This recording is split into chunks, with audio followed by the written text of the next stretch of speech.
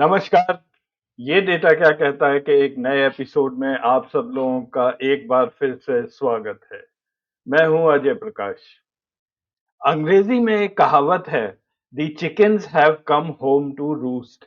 इसका हिंदी में मतलब ये होता है कि किसी भी व्यक्ति के पिछले कर्म, खास करके नकारात्मक कर्म जो होते हैं, वो कर्म अब उस व्यक्ति के लिए समस्याएं बन के सामने खड़े हो रहे हैं। और ये बात अगर लागू होती है हमारे देश में किसी पर, तो सबसे ज्यादा वो हमारे प्रधानमंत्री श्री नरेंद्र मोदी जी और उनकी पार्टी भारतीय जनता पार्टी पर ये लागू होती है। जो कुछ भी इस पार्टी ने पिछले 10-11 सालों में किया है, अब उसके नतीजे भुगतने का शायद समय आ चुका है। पहलगांव का आतंकी हमला हुआ अप्रैल 22, 2025 को। ये मैं आपको एक खबर दिखा रहा हूं 2023 फरवरी की, जिसमें ये कहा गया है कि सरकार ये सोच रही है कि आर्मी को कश्मीर के अंदरूनी इलाकों से हम वहां से हटाने का प्लान बना रहे हैं। इस खबर के अनुसार कश्मीर घाटी में लगभग 1,30,000 आर्मी के अफसर और जवान तैनात किए जाते हैं और प्लान ये बन रहा था कि इसको घटा के 80,000 कर दिया जाए। आपको शायद अच्छी तरह याद होगा कि किस तरह से हमारी सरकार ने और खास करके हमारे गृह मंत्री अमित शाह ने ये नैरेटिव चलाया हुआ था कि आर्टिकल 370 हटाने के बाद तो कश्मीर घाटी में बिल्कुल शांति है, खुशहाली है, सब लोग वहां पर खुश हैं और सारी चीजें बिल्कुल नॉर्मल हैं। इस साल के शुरू में भी उन्होंने कहा था कि आप लोग सब जाइए और कश्मीर घूमिए, वहां पर बिल्कुल शांति बनी हुई है। अब ये सब जब अमित शाह बोलते थे या मोदी जी बोलते थे, तो उन्होंने भी अपने ही इस नैरेटिव में विश्वास करना शुरू कर दिया और इसी वजह से प्लान बनाया कि आर्मी को अब हम जे-एंड-के में उसकी संख्या अब कम कर देंगे।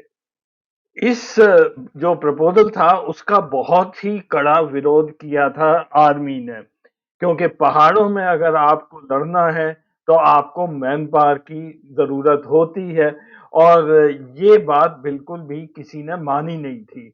और कुछ ही महीनों के बाद ये प्रपोजल विड्रॉ कर लिया गया, क्योंकि इस बीच में काफी सारे इंसिडेंट्स जम्मू कश्मीर में हो गए थे जिसपे आर्मी पर भी टेररिस्ट अटैक्स हुए थे। हमारी आर्मी पर पिछले 2-3 साल में जम्मू कश्मीर में कितने आतंकी हमले हुए हैं, उसमें से मुख्य हमले मैं आपको एक बार फिर से याद दिला रहा हूं। अभी पिछले साल 9 जुलाई 2024 को कठुआ में एक टेररिस्ट अटैक हुआ जिसमें 5 हमारे जवान मारे गए। अप्रैल 20, 2023 को मिलिट्री की एक गाड़ी रजौरी और पुंछ सेक्टर में थी, उस पर हमला हुआ। उसमें भी शायद 8 के करीब सैनिक हमारे मारे गए थे। मई 5, 2023 को एक आईईडी ब्लास्ट हुआ था रजौरी में। इसमें भी हमारे काफी सैनिक हताहत हुए थे। और 11 अगस्त 2022 को रजौरी के इलाके में ही एक अटेम्प्ट किया था टेररिस्ट ने, जो समय पर वो पकड़ा गया था, तो सब लोग बच गए थे। हमारी सेना लगातार कश्मीर वैली में और रजौरी पुंछ सेक्टर में आतंकवादियों से और पाकिस्तानी सेना से लड़ ही रही है। मैं यहाँ पर कुछ डेटा और आपको दिखा दूं कि कितने आम नागरिक मारे गए हैं मेजर अटैक्स में। जिन अटैक्स का मैं यहाँ जिक्र कर रहा हूँ उसमें एक भी आतंकवादी मारा नहीं गया, ना ही हमारे सिक्योरिटी फोर्सेस से कोई मारा गया। इसका सीधा मतलब ये था कि आतंकवादी आए और आम नागरिकों पर गोलीबारी करके और वो भाग गए, जैसा कि पहलगांव में अभी हाल हाल के दिनों में हुआ था। 1 जनवरी 2023 को राजौरी के इलाके में और गांदरबल के इलाके में आतंकवादियों ने हमला किया, जिसमें 6 सिविलियंस मारे गए थे और कई सारे घायल भी हुए थे। ये एक काफी बड़ा आतंकी हमला था हमारे नागरिकों पर। उसके बाद 9 जून 2024 को ये घटना शायद आपको याद होगी, हमारे कुछ तीर्थ यात्री शिवखोरी जो रियासी डिस्ट्रिक्ट में जगह है वहां पर जा रहे थे एक बस में, और आतंकवादियों ने बस पर गोली चला दी। इसमें भी कई सारे लोग मारे गए, 9 सिविलियन मारे गए थे और लगभग 40 के करीब घायल हुए थे। 20 अक्टूबर 2024 को घाटी में जो बाहर से लेबरर्स काम कर रहे थे उन पर भी हमला किया गया। इसमें 7 सिविलियन मारे गए और एक लोकल डॉक्टर शाहनवाज, वो भी इसमें मारे गए थे। और इसका जिम्मा भी उस समय टीआरएफ ने लिया था, दी रेजिस्टेंस फोर्स। ये वही ऑर्गेनाइजेशन है जिसने पहलगाम की घटना के बाद भी उस घटना की जिम्मेदारी ली थी। पहली बार ऐसा हुआ था कि कश्मीर घाटी में जो आतंकवादी थे, उन्होंने कश्मीरी और नॉन कश्मीरी दोनों लोगों को इकट्ठे अपना टारगेट बनाया था। मैं कोई इंटेलिजेंस एक्सपर्ट नहीं हूं, ना ही कोई सिक्योरिटी एक्सपर्ट हूं, लेकिन ये डेटा मैं जरूर देख के आपको कुछ इंडिकेशन दे सकता हूं। 2022 से अगर आप देखें, लाल रंग में दिखाया है कि कितने टेररिस्ट मारे गए जम्मू कश्मीर में। ये संख्या निरंतर कम होती गई है। 193 193 से लेकर ये 2025 में केवल 19 टेररिस्ट अभी तक मारे गए हैं। पिछले साल 69 मारे गए थे। ब्लू कलर में जो ग्राफ है वो दिखाता है कितने सिविलियंस मारे गए थे। ये संख्या 2023 के बाद बढ़ती जा रही है। पिछले साल 31 मारे गए, इस साल अभी अप्रैल तक 28 की मौत हो चुकी है। और सिक्योरिटी फोर्सेस अगर आप देखें, जो ब्राउन कलर में है, वो भी कम मारे जा रहे हैं। यहाँ ऊपर व्हाइट कलर के बॉक्स में मैंने दिखाया है कितने आतंकी घटनाएं हुई हैं उस साल में। 2022 में 193, 2023 में 87, 87, 2024 में 69। तो आतंकी घटनाएं भी कश्मीर में कम होती जा रही हैं। अब ये डेटा शायद पब्लिक को दिखाने के लिए बहुत अच्छा है, लेकिन सरकार को असलियत का पता होना चाहिए। इसका मतलब ये है कि जो आतंकवादी हैं वो अपनी स्ट्रैटेजी और अपने टैक्टिक्स बदल रहे हैं। बजाय के सिक्योरिटी फोर्सेस पर अटैक करने के, वो अब सिविलियंस को टारगेट करने लगे हैं। और उधर अमित शाह और काफी सारे बीजेपी के नेता ये बोलते रहते हैं कि जम्मू कश्मीर में 2 करोड़ से ज्यादा टूरिस्ट पिछले साल आए थे। अब इन इस फिगर का भी थोड़ी सी आप असलियत जान लीजिए। ये मैं डेटा दिखा रहा हूँ J&K tourism Jammu and Kashmir government का जो डिपार्टमेंट है उसकी वेबसाइट से ये टूरिस्ट फिगर दिखा रहा हूँ आपको। 2023 का डेटा यहाँ पर दिखाया गया है। 2024 का अभी तक डेटा अपलोड नहीं किया है इन्होंने। और 2023 में ये मंथ वाइज जम्मू रीजन के लिए और कश्मीर रीजन के लिए ये डेटा दिया गया है। इसमें डोमेस्टिक फॉरेन टूरिस्ट कितने आए हैं इन दो इलाकों में वो दिखाया है। तो अगर आप यहाँ एंड में देखें, यहाँ 2 करोड़ 11 लाख 80 हजार 11 टूरिस्ट 2023 में जम्मू कश्मीर आए थे। लेकिन मजे की बात यह है, इसमें सरकार अब जोड़ देती है अमरनाथ यात्रियों को भी, जो 4 लाख 45 हजार 338 थे। और इसके साथ ही जम्मू रीजन का भी टूरिस्ट इसमें जोड़ देती है। तो जम्मू अगर आप देखेंगे तो यहाँ पे 1 करोड़ 80 लाख टूरिस्ट आए थे। तो ये फिगर अगर आप 2 करोड़ 11 लाख से घटा दें तो लगभग 27 लाख टूरिस्ट ही कश्मीर वैली गए थे। और जम्मू में कौन टूरिस्ट जाता है? जम्मू में तो कोई खास बड़ी जगह घूमने की नहीं है। वहां पे वैष्णो देवी है जहां पे ज्यादा लोग जाते हैं। तो ये भी एक पिलग्रिमेज का आंकड़ा है, ये जोड़ दिया है। कश्मीर में 2023 में 27 लाख 10 हजार के करीब टूरिस्ट गए थे और फॉरेन टूरिस्ट तो बहुत ही कम संख्या में जा रहे हैं। और ये हमारे देश के गृह मंत्री हैं अमित शाह जी। ये जब पहलगाम गए उसके बाद इन्होंने स्टेटमेंट दिया कि जो टूरिस्ट थे वो बैसरन वैली बगैर इजाजत के, बगैर पुलिस की इजाजत के वहां पर ले जाए गए या चले गए। और उन्होंने कहा कि सिक्योरिटी जो फोर्सेस थी उनका डिलेड रिस्पांस यानी कि देर में जो वहां पहुंचे हैं वो टेरेन की वजह से है, यानी कि वहां पहाड़ ज्यादा है। ये स्टेटमेंट आ रहा है हमारे देश के गृह मंत्री से, जिनकी जिम्मेदारी है देश की आंतरिक सुरक्षा, और उनकी देख-रेख में यहाँ ये सब हुआ। एलजी इन्हीं को रिपोर्ट करते हैं, मनोज सिन्हा, जो उन दिनों ज़्यादा समय अपना यूपी में बिता रहे थे। उनसे इन्होंने कभी नहीं पूछा आप वहाँ क्या कर रहे हो? तो जब ये पूछा जाएगा कि इस पहलगाँव घटना के लिए कौन जिम्मेदार है, तो सबसे पहला नाम अमित शाह जी का ही आएगा। देश में इतनी बड़ी आतंकी घटना हो गई, सारा देश क्रोधित था। सब लोग ये कह रहे थे कि पाकिस्तान को आप जाके अटैक करिए और बदला जरूर लेना। प्रधानमंत्री ने भी कहा कि वो उन्हें बहुत अत्यंत वो दुखी हैं, बहुत दुख हुआ है। लेकिन तभी ये प्रेस इंफॉर्मेशन ब्यूरो की ये एक खबर आई 23 अप्रैल को कि प्राइम मिनिस्टर बिहार जाएंगे 24 अप्रैल को।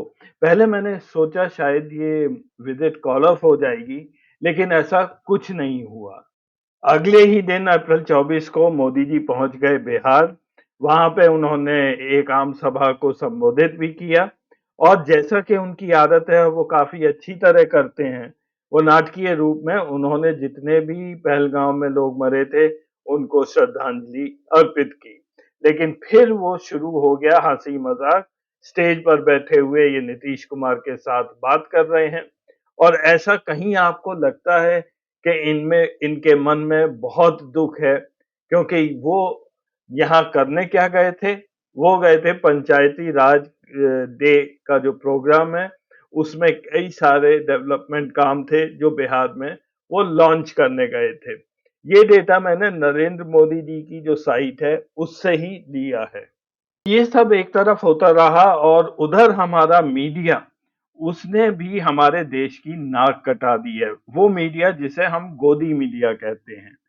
जब लड़ाई चल रही थी वो 3-4 दिन, क्या-क्या खबरें हमारे चैनल्स पर बताई गईं या उड़ाई गईं, लेकिन उसके खिलाफ एक भी शब्द हमारी सरकार ने नहीं बोला। तो कहीं पे ये ज़रूर लगता है कि ये सब सरकार के कहने पर ही चल रहा था। मैंने टीवी पर न्यूज़ देखनी तो बहुत पहले बंद कर दी है, लेकिन अगर आप देख रहे होंगे उन दिनों, तो आपको ऐसी खबरें काफ़ी दिख रही होंगी। यहाँ बताया जा रहा है कि भारतीय नेवी ने कराची की बंदरगाह को नष्ट कर दिया है। एक खबर कह रही है कि हमने लाहौर एयरपोर्ट पर अटैक कर दिया, बुरी तरह वहाँ आग लगी है और सभी फ्लाइट्स कैंसल हो चुकी हैं। एक खबर के अनुसार फिदायीन अटैक हुआ है इंडियन आर्मी पर, और दूसरा कहता है कि गुजरात के हजीरा पोर्ट पर पाकिस्तान ने यहाँ अटैक किया है।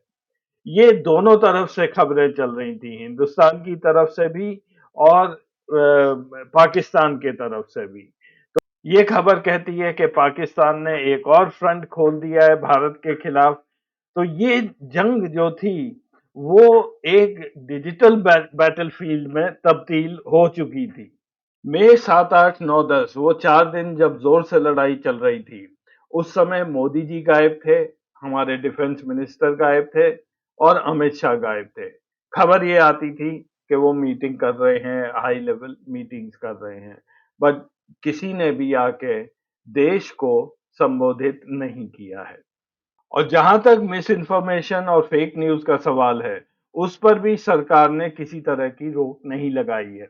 इससे भारत की इमेज बाहर के देशों में बहुत खराब हो गई। हमारी जो प्रेस है उस पर से लोगों का विश्वास उठ गया। अब वो अगर सही भी बोलते हैं तो किसी को उस पर विश्वास नहीं होता है, और इसका सीधा असर पड़ता है भारत की साख पर। और इसी कारण से भारत की position world press freedom index में गिरती ही जा रही है। इतनी नीचे चले गए हैं हम लोग कि वो एक चिंता का विषय भी है, और चिंता तो कम, एक दयनीय स्थिति में हम लोग पहुंच चुके हैं। ये फ्रीडम इंडेक्स रिपोर्ट करता है रिपोर्टर्स विदाउट बॉर्डर्स, इनकी एक वेबसाइट है, वहां जाके आप ये देख सकते हैं। पिछले साल हमारी जो पोजीशन थी वो कोई खास अच्छी नहीं थी। 180 देशों में हमारी पोजीशन थी 159, 159 आउट ऑफ 180। इस साल 2025 में हमारी पोजीशन है 151। कहने को ये थोड़ा सा इम्प्रूव हुई है, 8 स्टेप्स हम ऊपर आए हैं। लेकिन नीचे जो पैराग्राफ लिखा है वो अंग्रेजी में है, मैं उसका ट्रांसलेशन हिंदी में करके आपको सुना रहा हूँ। पत्रकारों के खिलाफ हिंसा, मीडिया ओनरशिप और राजनीतिक गठजोड़ के कारण प्रेस की स्वतंत्रता दुनिया के सबसे बड़े लोकतंत्र में संकट में है, जिस पर 2014 से भारतीय जनता पार्टी के नेता और हिंदू राष्ट्रवादी दक्षिणपंथ के अवतार प्रधानमंत्री नरेंद्र मोदी का शासन है। और यहीं पर आप पाकिस्तान का भी प्रेस फ्रीडम इंडेक्स देख लीजिए। इस साल पाकिस्तान 158 पर है, हम 151 पर हैं। तो हम थोड़ा सा पाकिस्तान से इस साल बेहतर हैं। लेकिन पिछले साल पाकिस्तान था 152 पर, हमसे केवल एक पायदान नीचे। और पाकिस्तान के बारे में यही कहा गया है कि जब से पाकिस्तान बना है वहां पे प्रेस फ्रीडम नाम की चीज है ही नहीं, क्योंकि मिलिट्री हर चीज वहां पर कंट्रोल करती है। इस स्लाइड के साथ मैं आज का ये एपिसोड खत्म करूंगा। यहाँ पे प्रेस फ्रीडम इंडेक्स 2025 का और 24 का दिखाया है। 25 में चाइना है 178 पर, रशिया 171 पर, टर्की 159 पर और नॉर्थ कोरिया 179 पर। हम हैं 151 पर। तो हमारी जो संगत है वो कुछ कुछ इन देशों से अब ज्यादा मिलती है। और दूसरी तरफ है western world, US 57, UK 20, France 25 और नॉर्वे सबसे टॉप पर है, पहली पोजीशन पर। आज के एपिसोड में मैंने दो चीजों का जिक्र किया। पहला ये है कि सरकार एक मिस इन्फॉर्मेशन कैंपेन चलाती है, लेकिन उसके जाल में वो खुद ही फंस जाती है, जिसकी वजह से हमारी राष्ट्रीय सुरक्षा से समझौता कर लिया जाता है और उसका नतीजा पहलगांव जैसी घटनाएं होती हैं, जो कि रोकी जा सकती थी। लेकिन आज तक हमें ये नहीं बताया कि इसकी जिम्मेदारी कौन लेगा। और दूसरी तरफ मैंने बात की है प्रेस फ्रीडम की, कि किस तरह से हमारे देश में जो बाहर वाले लोग बोलते हैं, अब हम उन देशों में गिने जा रहे हैं जो प्रेस फ्रीडम में सबसे नीचे हैं। चीन, नॉर्थ कोरिया, रशिया, टर्की इत्यादि। देखने के लिए धन्यवाद। अगले हफ्ते फिर मिलेंगे कुछ नया डेटा लेकर। तब तक के लिए नमस्कार।